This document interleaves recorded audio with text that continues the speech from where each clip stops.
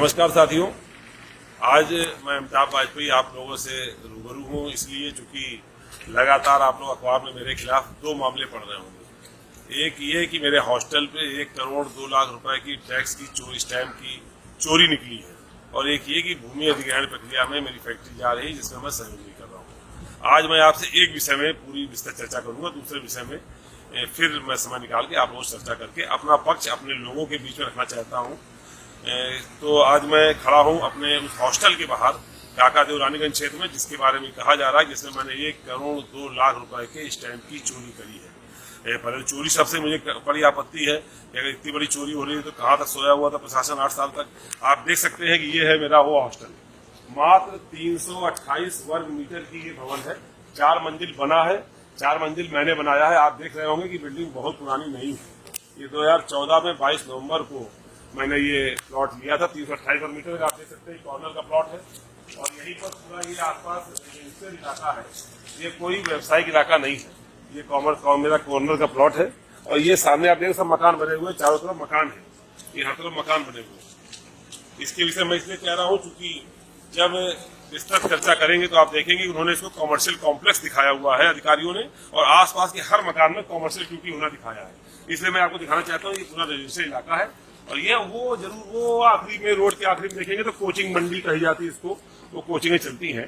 ये ठीक है, इस इलाके की किराए की वैल्यूएशन अच्छी आती है, इसीलिए संभवतः यहाँ पर इस भवन को बना के अपने अपने परिवार की रोजी रोटी सुनिश्चित करने का प्रयास किया गया था। मैं मोहल्ले के कुछ लोग जो मेरे अगल बगल में पड़ोसी हैं उनसे भी आपकी बात करना चाहूंगा, ताकि ये स्पष्ट हो जाए कि ये मैंने जब लिया था तब ये प्लॉट था या कोई व्यावसायिक भवन था। ये मेरे बगल में रहने वाले मेरे ठीक लगी हुई दीवार जिनकी आदरणीय गुप्ता जी हैं, ये आपको बताएंगे मैंने खरीदा गुप्ता जी, तब ये मैंने प्लॉट खरीद के बनवाया है कि मैंने मकान खरीदा था? हम राकेश कुमार गुप्ता बोल रहे हैं, वाजपेयी जी के पड़ोसी हूँ। और जब वाजपेयी जी ने मकान लिया था तब उस समय ये प्लाट था, और उन्होंने ही उसको बनवाया है। ये हमारे पास कुशवाहा जी हैं, ये हमारे सामने इनकी किराने की दुकान है, आप इनसे पूछ सकते हैं। ये बताइए कुशवाहा जी, मैंने लिया तब ये प्लॉट था या कोई मकान था? खाली प्लॉट था, भाई साहब ने इसमें भूमि पूजन कराकर भूमि तल से बनवाया है। मैं संदीप कुमार कुशवाहा इनका पड़ोसी हूँ। ये आदरणीय शुक्ला जी हैं, ये मेरे सामने रहते हैं। ये भी आपको पता, जिस दिन भूकंप आया था मुझे याद है कि हम लोग सब बाहर खड़े थे एक साथ, और 2015 के भूकंप में हम लोग मकान पे प्रथम तल की केवल स्लैब ढली हुई थी। पहले जब भैया ने खरीदा तो उस समय खाली प्लॉट पड़ा हुआ था, उसके बाद इन्होंने निर्माण कराया इसका। सन 2014 में इसको खरीदा गया है, और उसके बाद का ये निर्माण है। और इसमें कोई भी कोचिंग संचालित नहीं होती है, बच्चों के रहने का निवास स्थान बनाया गया है इसमें भैया। और यहाँ आसपास कोई भी कोचिंग नहीं है, ना इस निर्माण के आसपास, और यहाँ से करीब 500 मीटर की दूरी पर ही कोचिंग मंडी है। जो इस चीज को कहा जा रहा है कि यहाँ पे कोई व्यावसायिक प्रयोग की भूमिका किया जा रहा है, वो निरर्थक है, एकदम सरफा झूठ है। साथियों, अगर व्यावसायिक भी हो तो व्यावसायिक अगर मैंने बनाने के बाद जब मैंने खरीदा था तब क्या था? तब तो वो प्लॉट था। इस बात की आपने गवाही देखी, मैं आपको अभी डॉक्यूमेंट्स पे भी कागज दिखाऊंगा जिससे आपको मालूम मैंने प्लॉट खरीदा था। अगर मैंने प्लॉट खरीदा था तो सारी रिपोर्ट है, वो सारी रिपोर्ट झूठी है। ये आपको मैं चल करके अब कागज पे अगले चरण में दिखाऊंगा, लेकिन उसके पहले मैं आपको ये दिखा दूं कि बिल्डिंग जिसको कोचिंग का प्रयोग करने को कहा जा रहा है वो कोचिंग का प्रयोग नहीं होता है। ये आपको कोचिंग के लिए जरूरी है कि इसके अंदर कोई हॉल होने चाहिए। तो बिल्डिंग के अंदर हॉल होंगे तो वो कोचिंग का प्रयोग हो सकता है। बिल्डिंग के अंदर कोई हॉल नहीं है, प्रॉपर सेटबैक छोड़ा हुआ है, प्रॉपर सिस्टम है। ये प्रवेश है,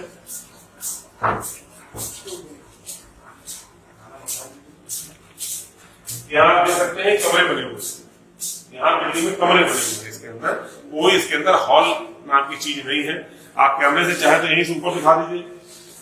ये ऊपर भी 4 मंजिल तक इसमें कमरे बने हैं, कमरों के अलावा इसमें और कुछ भी नहीं बना हुआ है, केवल 4 मंजिल तक कमरे ही बने हुए हैं। दिल्ली में कोई व्यवसायिक हॉल है ही नहीं जिसमें कोचिंग कर सकती।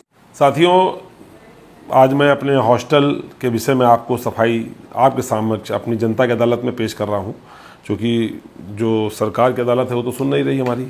अभी जब हाई कोर्ट जाएंगे, अन्य जगह में जाएंगे तो सुनवाई संभवतः होगी, लेकिन जो अभी अधिकारियों के बनाया हुआ व्यवस्था है उसमें सुनवाई नहीं हुई। मुझ पर गलत तरीके से आरोपित किया गया, कहीं ना कहीं उत्पीड़न करने की दिशा में।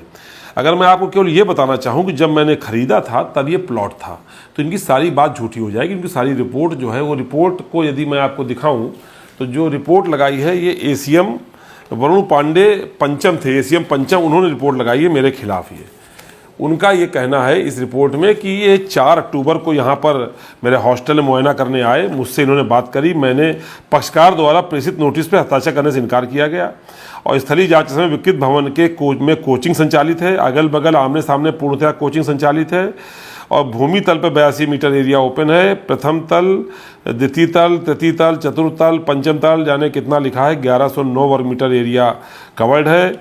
बिल्डिंग का इन्होंने ज़मीन का रेट 28,000 रुपया आवासीय दर का 1.5 गुना 42,000 वर्ग मीटर, 1109 वर्ग मीटर एरिया बिल्डिंग का 400 महीना किराया गुणा 300 महीने का किराया से 13 करोड़ 66 लाख और 15% कॉमन फैसिलिटी का। इस प्रकार से इन्होंने आदरणीय वरुण पांडे जी ने, जिनको मैं 4 अक्टूबर को मिला नहीं, मैंने मिलने से इनकार कर दिया, हस्ताक्षर करने से इनकार कर दिया, ऐसा ये कहते हैं। ये ACM 5 थे। विदित हो कि ये इनका क्षेत्र नहीं है, ये ACM 6 का क्षेत्र है, पर चूँकि वरुण पांडे जी बहुत अच्छे अधिकारी थे, भगवान उनका भला करे, वो जांच करने आए थे। ये क्यों आए थे ये हम आपको आगे बताएंगे। पर इन्होंने कुल वैल्यूएशन 15 करोड़ 71 लाख 16 हज़ार रुपये इस मेरे बिल्डिंग की जोड़ी। हालांकि मुझे बड़ी खुशी है कि इतनी महत्वपूर्ण बिल्डिंग हो गई, पर इन्होंने ये बताया कि मैंने जब 22 नवंबर 2014 को ख़रीदा था तब ये बिल्डिंग थी और 20 वर्ष से बिल्डिंग में कोचिंग संचालित थी। तो अभी मैंने कुछ लोगों के बयान आपको कराए, क्षेत्र के लोगों के, मैं और डॉक्यूमेंट्स भी आपको दिखाऊंगा, लेकिन इस हिसाब से इन्होंने 7 लाख का टैक्स मैंने स्टैम्प दिया था, 7,09,100 का, और 1,02,89,000 रुपये की स्टैम्प कमी की शुल्क पाई गई, जिसको हमारी DM महोदया ने, तत्कालिक नेहा शर्मा जी ने जिस पर आदेश कर दिया बगैर हमको कोई सुनवाई का मौका दिए। ना उन्होंने सुनवाई करी मेरी ACM पंचम साहब ने और ना DM साहिबा ने। इन्होंने इसमें लिखा कि 4/2 को विपक्षी के पिता कमलेश चंद्र वाजपेयी पे नोटिस तामील हुई, जिसमें 16 तारीख को आना था इनको और ये नहीं आए, इसलिए एक पक्षी इन पर हम ये आदेश करते हैं कि 1,02,50,000 रुपया का स्टाम्प और जिस पर 1.5% प्रति माह का ब्याज, माने अब तक लगभग 2.5 करोड़ रुपया हो चुका है और 1.5 लाख रुपये महीना मीटर जारी है, ये इन्होंने हम पे आरोपित कर दिया बगैर मेरा पक्ष सुने। और सुनिए, 4 फरवरी को बताते हैं कि मेरे पिताजी को इन्होंने नोटिस तामील करी। अब अगर मैं ये कहूँगा, कानून कहता है कि पिताजी पे नोटिस तामील होना, हम पे नोटिस तामील होना नहीं माना जाएगा, चलिए वो तो कोर्ट में बात होगी। बस 4 फरवरी दिनांक याद करिए और 16 फरवरी को थी उसकी डेट और 20 फरवरी को था उत्तर प्रदेश का चुनाव। तो मैं चुनाव के बीच में 16 फरवरी को मुझे इनके पास जाना था, ऐसा DM करे, DM खुद रिटर्निंग अफसर थी। खैर, अब वो तो ये असली बात, ये 4 अक्टूबर को मेरे यहाँ ही आए थे। आपको याद होगा अगस्त में मेरे खिलाफ जो फैक्ट्री के भू अर्जन का मामला चला था, उसमें भी यही महान अधिकारी वरुण पांडे जो ACM पंचम थे, वो भी उनका क्षेत्र नहीं लगता था, SDM बिल्लाहौर का क्षेत्र लगता था, पर वहाँ पे ये खाली कराने गए थे यही ACM पंचम। और यहाँ पे मेरे काकादो में जो ACM 6 का क्षेत्र, वहाँ भी कौन आया जांच करने, वही वरुण कुमार पांडे ACM पंचम। ना जाने किसके खास थे, क्या था, किसकी सह पर यही मेरे खिलाफ कार्रवाई कर रहे थे। लेकिन जो मैं समझ पा रहा हूँ ये कि 4 अक्टूबर को मेरे यहाँ जांच करके ऐसा नोटिस देना था मुझको, ताकि जब मैं चुनाव में जाने लगता और मेरा नोडूस पास नहीं हो पाता और मेरे खिलाफ एक आदेश होता जिसमें मेरे 2.5 करोड़ रुपए की रिकवरी होती, मैं रिकवरी जमा नहीं कर पाता और इससे मैं चुनाव लड़ने से वंचित कर दिया जाता। ऐसा सरकार की साजिश मेरे खिलाफ थी कि मुझे चुनाव लड़ने से इस नोटिस के माध्यम से वंचित कर दिया जाए। संभवतः जो समाजवादी सरकार आने की उम्मीद बन गई थी, इसकी वजह से ये लेट कर दिया गया। लेकिन जैसे ही सरकार नहीं आई, वैसे ही मेरे खिलाफ जून माह में ये ऑर्डर, नेहा शर्मा जी जब ट्रांसफ़र हो गया है, ट्रांसफ़र हो जाने के बाद बैक डेट में वो ऑर्डर साइन करके ही चली गई। अब मुझे तो मालूम नहीं पड़ा, मुझे मालूम पड़ता है कब, जब 8 जून को एक अखबार में, हिंदुस्तान अखबार में ये खबर आती है, पत्रकार मित्र ने मुझे फ़ोन किया कि ऐसा कोई रिकवरी है। मुझे नहीं मालूम था, चूँकि मुझे कोई अंदेशा भी नहीं था। तब ये मुझे अखबार के माध्यम से मुझे मालूम पड़ता है कि मेरे खिलाफ ये रिकवरी है। अगले दिन मैं कोर्ट से ये ऑर्डर निकलवाता हूँ, तब मुझे मालूम पड़ता है कि सपा कार्यकाल में करोड़ों की स्टैम्प चोरी पूर्व निबंधन अधिकारी देवेंद्र सिंह ने की थी गड़बड़ी। पता नहीं कौन देवेंद्र सिंह थे, मेरी तो कभी इनसे कोई मुलाकात नहीं है। स्टैम्प एक्ट के बारे में एक बात जान लीजिए कि स्टैम्प की अगर कोई रिकवरी भी होनी होती है, स्टैम्प की जांच होनी होती है, तो 4 साल तक ही करी जा सकती है। जैसा कि इन्होंने भी रिपोर्ट में माना है, मैं भी कह रहा हूं कि मेरी जो रजिस्ट्री थी उसकी मैंने फिर कॉपी निकलवाई, कोर्ट सर्टिफाइड कॉपी। ये 22 नवंबर 2014 की है, 22 नवंबर 2014 की मेरी रजिस्ट्री है। तो इसलिए अगर इसकी कोई जांच भी होनी थी तो 22 नवंबर 2018 तक ही होनी चाहिए, तो उसके बाद जांच नियम से नहीं होनी चाहिए थी। विशेष परिस्थिति में शासन के निर्देश पर 8 साल तक भी जांच हो सकती है। तो मेरे में क्या विशेष परिस्थिति आई थी सर अमिताभ वाजपेयी के इस भवन में? वो विशेष परिस्थिति यही थी कि मैं चुनाव लड़ने जा रहा था, मैं विपक्षी दल का विधायक था और मेरे खिलाफ साजिश करनी थी, इसलिए इस विशेष परिस्थिति को क्रिएट किया गया। तत्कालिक जब मैंने ये रजिस्ट्री कराई थी तो उसमें लिखा है, पीछे उसके जब सिजरा लिखा जाता है उसमें लिखा है ये ज़मीन किसी स्वर्णलाल बोहरा की थी। स्वर्णलाल बोहरा जी ने इसमें एक मंजिल का मकान बना के वो रहते थे, ये ऐसा इसमें लिखा, single storey residential construction on the set plot, जिसको उन्होंने 1998 के में नक्शा पास करा के बनवाया था। 1998 में नक्शा पास करा के बनाया था मित्र, इसलिए कह रहा हूँ क्योंकि इन्होंने दिखाया कि 20 वर्ष से इसमें कॉमर्शियल एक्टिविटी हो रही थी। ये स्वर्णलाल बोहरा जी का था। स्वर्णलाल बोहरा जी ने 2005 में वो नहीं रहे, उनके वारिसों ने इस ज़मीन को, इस प्लॉट को बेचा है श्रीमती प्रियंका सुरेखा जी को सन 2008 में बेचा इन्होंने एक सिंगल स्टोरी का जर्जर मकान, जिसको उन्होंने तोड़ा है, प्रियंका सुरेखा जी ने तोड़ दिया और तोड़ करके ये केडीए से नक्शा पास कराया है 2012 में। आप बताओ मित्र, जब 2012 में नक्शा पास कराने कोई जाएगा तो क्या वो भवन का नक्शा पास होगा कि भूमि का? जब केडीए में नक्शा पास कराया तो केडीए में जांच हुई होगी, जांच होकर के जहाँ जब प्लॉट और प्लॉट का डेवलपमेंट बेटरमेंट पेड नंबर 1 होगा तब तो केडीए से नक्शा पास हुआ होगा। 2012 में नक्शा पास हो, ये 5 साल तक वैलिड है। मैंने खरीदा है 2014 में, तो इसी वैलिड नक्शे के आधार पर मैंने भी मकान बनवाया है। अब मैंने तो 1 करोड़ रुपए का खरीदा, अब 1 करोड़ रुपए का इसलिए खरीदा, उसकी वैल्यू आई 1 करोड़ 1 लाख रुपया सर्किल रेट से आई, तो ये 28,000 रुपया तत्कालिक समय में 22 नवंबर 2014 को जो सर्किल रेट था वो 28,000 रुपया रानीगंज का था। मैंने इसमें 10% कॉर्नर चार्ज, जो कॉर्नर का प्लॉट है तो 10% कॉर्नर चार्ज जोड़ के इसका 30,800 के रेट से, सर्किल रेट से मैंने इसका 328 वर्ग मीटर ज़मीन का पेमेंट किया है। उसके बाद सर्किल रेट जब बढ़ाया गया है तो 25 नवंबर से बढ़ाया गया, उसकी भी रेट मेरे सामने है। अभी भी जो इस इलाके का जो रेट है सर्किल रेट, वो आज भी 35,000 रुपया, उसके बाद भी जो हुआ था तो 35,000 रुपया हुआ था। तो 25 नवंबर को मैंने 22 नवंबर खरीदा तब 28,000 रुपये रेट था, उसके कागज़ है, सर्टिफाइड कॉपीज़ मैंने निकलवाई हैं। अब जब मैं चला हूँ मकान बनवाने तो मैंने पहले उसका भूमि पूजन किया। मेरी पत्नी, मेरे पिता की फोटो आप देख रहे हो, इसी प्लॉट के अंदर खड़े होकर के मैंने प्लॉट खरीदने के बाद दिसंबर माह में मैंने इसका भूमि पूजन किया है। भूमि पूजन करने के बाद मैंने लोन अप्लाई किया है। ये पूरी फाइल है मेरे हाउसिंग लोन की। ये मैंने पंजाब नेशनल बैंक से मैंने लोन लिया है बिल्डिंग बनवाने के लिए, इसके पूरे कागजात है। ये बैंक से पेमेंट हुआ है, ये बैंक के कागजात है, वैल्यूएशन है, बैंक ने भी जांच करी है अलग अलग मौक़ों पर कि क्या हो रहा है। ये मैंने हाउसिंग लोन लिया है।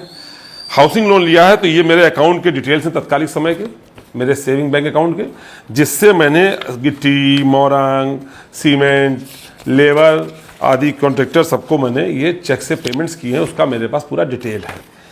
अब कष्ट ये है कि इनको देखने वाला ही कोई नहीं है। आदरणीय नेहा शर्मा जी ने जब डिसीजन दिया तो उन्होंने हमसे तो पूछा ही नहीं, हम उनको मिले नहीं, और बहन ने हमारी जो आदेश किया है, तो जब उन्होंने आदेश किया है, जब मैं उनकी बताई गई तारीख पर नहीं हाजिर हुआ बकौल उनके, तो उसके बाद उन्होंने कोई एक्स पार्टी का जो प्रोसीजर होता है उसको पालन करे बगैर, फाइल पर कोई नोटशीट बनाए बगैर सीधे मेरे खिलाफ ऑर्डर कर दिया। और जब मुझे वो 8 तारीख को मालूम पड़ गया, मुझे 8 जून को मालूम पड़ा, तत्काल मैंने अपने वकील से बात करी, मैंने तत्काल उसका एक रिवीजन मैंने दाखिल किया, कोर्ट में रिवीजन दाखिल किया, डीएम के आई, क्योंकि डीएम साहब ने मेरी सुनी नहीं थी। तो मैंने डीएम साहब से कहा, भाई मेरी सुन तो लीजिए, ये सारी बातें जो मैं जनता की अदालत में रख रहा हूँ, ये सारे कागजात जो जनता की अदालत में रख रहा हूँ, इनको देख तो लीजिए एक बार। तो डीएम साहब ने कहा कि मैं डीएम का ऑर्डर डीएम नहीं काट सकता, इसलिए मैं इस ऑर्डर को नहीं काटूंगा। उन्होंने कहा अपने ऑर्डर के पक्ष में कि पिता को नोटिस तामील होना पर्याप्त तामीला माना जाएगा, जबकि रूलिंग कहती है कि ऐसा नहीं माना जाएगा। फिर भी मेरा ये पक्ष था कि कम से कम अगर इतना ही साबित होना है, जब मैंने खरीदा तो ये प्लॉट था या मकान था तो उसको सुन तो लिया जाता। अब आदरणीय वरुण पांडे जी तो यहाँ 20 वर्ष से उन्होंने लिखा कि यहाँ 20 वर्ष पुराना व्यावसायिक निर्माण है, 20 वर्ष पुराना व्यावसायिक निर्माण है। इनको कौन सी आंखों, आज अगर इसको कोई देख लेगा तो आज ही मालूम पड़ जाएगा कितने वर्ष पुराना है। 20 वर्ष पुराना और 7-8 वर्ष पुराना दिखाई पड़ता है, और पता नहीं कौन साजिश करता है, कोई तो होगा। मेरे मीडिया के साथियों से मुझे शिकायतें तो कुछ भी होती हैं, कभी नहीं होती हैं, हम लोग मित्र और शत्रु दोनों होते हैं।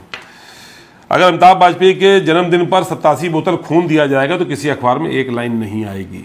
अमिताभ वाजपेयी जनता के हित में अगर आंदोलन करेंगे बिजली के लिए, पानी के लिए, सड़क के लिए, तो मुश्किल से कोई लाइन आएगी। लेकिन अमिताभ वाजपेयी का अगर कोई मुकदमा अगर कोई होगा तो वो अखबार में पहले आएगा, बल्कि अमिताभ वाजपेयी को भी उसी से मालूम पड़ेगा। अभी कौन सा इत्तेफाक है कि 2 अखबारों की हेडिंग एक ही शब्दों की होती है, एक ही हेडिंग। सपा विधायक को डीएम कोर्ट से नहीं मिली राहत, ये एक अखबार है। दूसरा लिखा सपा विधायक को डीएम कोर्ट से नहीं मिली राहत, और तीसरा अखबार लिख रहा सपा विधायक को स्टाम्प कमी में राहत नहीं। तीनों की भाषा भी एक है, तीनों का हेडिंग भी एक है। फिर वो लिखते हैं कि विधायक पर फिर से जारी होगा नोटिस। कौन सा नोटिस? नोटिस तो विधायक लेता ही नहीं। चाहे विधायक की फैक्ट्री पर जब आप कब्जा करने आते हैं तो विधायक नोटिस नहीं लेता, जिस नोटिस से विधायक को पैसा मिलना होता है वो नोटिस विधायक नहीं लेता है, और जो विधायक का जो जांच होनी होती है इससे नुकसान होने वाला तो विधायक नोटिस नहीं लेता है। जबकि विधायक हम लोग इसलिए हैं कि हमारे घर पर हमको नोटिस देना, चिट्ठी देना, हमसे मिलना कतई मुश्किल नहीं है। हम लोग की यही गुडविल है कि हम लोग सैकड़ों संख्या में फ़ोन उठाते हैं, हज़ारों लोगों से मिलते हैं, कोई हमसे मिलना चाहता है तो हम मिल लेते हैं। हम लोग दफ्तर में खोल के दफ्तर 2-2 घंटा 3 घंटा बैठते हैं, सुबह घर पे मिलते हैं। हम सरकारी कागज़, मेरे घर में हज़ारों डाक आती है, वो ले ली जाती है, लेकिन वो नोटिस जिससे मेरा नुकसान होना होता है, चाहे वो स्टैम्प की रिकवरी का हो और चाहे वो मेरी फैक्ट्री के अधिग्रहण का हो, केवल एक वो नोटिस वो हम नहीं लेते हैं, बाकी सारे नोटिस हम ले लेते हैं। साथियों, ये सारी बातें इसलिए आपके बीच में रखी हैं कि मुझे पता नहीं कि मुझे आगे न्यायिक अदालतों में क्या होगा, लेकिन मैं अपने जिनसे मेरी हैसियत है, जिनसे मेरी हस्ती है, उन लोगों के बीच में बात साफ रहे। इसमें स्टाम्प चोरी शब्द लिख देते हैं, स्टाम्प चोरी शब्द सुन करके बहुत कष्ट होता है। मेरे जीवन में खुली किताब है। मेरी जो प्रॉपर्टी, मैं चुनाव लड़ा हूँ 3, 2007 में लड़ा हूँ चौबेपुर से, 2017 में लड़ा हूँ, 2022 में लड़ा हूँ। मेरे एफिडेविट्स इंटरनेट पे उपलब्ध हैं। कोई भी जनता का आदमी मेरा एफिडेविट खोल के मेरी इमूवेबल प्रॉपर्टी, मेरे बैंक के एसेट सब देख सकता है। अगर कोई एक पैसे का फ़र्क निकाल देगा तो मैं राजनीति करना छोड़ दूंगा। जिस जायदाद की बात हो रही है इसको भी मैंने उसमें ओपन कर रखा है, मेरे एफिडेविट्स में लिखी हुई है भाई। ऐसी कोई नई पैदा थोड़ी ना हो गई है। जाने क्या बता दिया, अगर ये हॉस्टल 16 करोड़ का है तो काका देव की सारी प्रॉपर्टी अरबों की हो गई होगी। रानीगंज के अंदर कोई प्रॉपर्टी छोटी नहीं होगी। 328 वर्ग मीटर का ही तो हॉस्टल है, ये जगह है। इसके बारे में इतनी सारी बात। मैं सरकार से अपील करना चाहता हूं, यदि ये 16 करोड़ की प्रॉपर्टी है, इस पर 16 करोड़ से आपको स्टैम्प मिलना चाहिए, तो निश्चित रूप से इस प्रॉपर्टी को 25% कम 12 करोड़ रुपए में, बल्कि और कम करना चाहे तो 8 करोड़ रुपए में सरकार हमसे ले ले। जो स्टैम्प की कमी का जो भी खर्चा आता है सारा काट ले, जो शेष बच जाए वो हमको सरकार दे दे। नहीं, कम से कम सुनवाई तो करो महाराज। जहाँ मेरी फैक्ट्री छीननी है तो वहाँ आप गुंडागर्दी से छीन लोगे, जहाँ मेरा हॉस्टल होगा उसको इस तरह से फंसा दोगे। रोजी रोटी पे अटैक करना, यदि नीतियों पर लड़ना चाहते हो, विचारों पर लड़ना चाहते हो तो आप विचारों पर लड़िए, नीतियों पर लड़िए, लेकिन इस तरीके से व्यक्तिगत अटैक करना राजनीति में ठीक नहीं है। कम से कम हम लोगों ने अपने राजनीतिक जीवन में, सरकार में रहे हो ना रहे हो, कभी इस तरह का व्यक्तिगत अटैक किसी पर नहीं किया है। लेकिन जो होगा आगे सो होगा। न्यायिक प्रक्रिया है, न्यायिक प्रक्रिया में हम जाएंगे, जो उसके तरीके होंगे उसको चुनेंगे।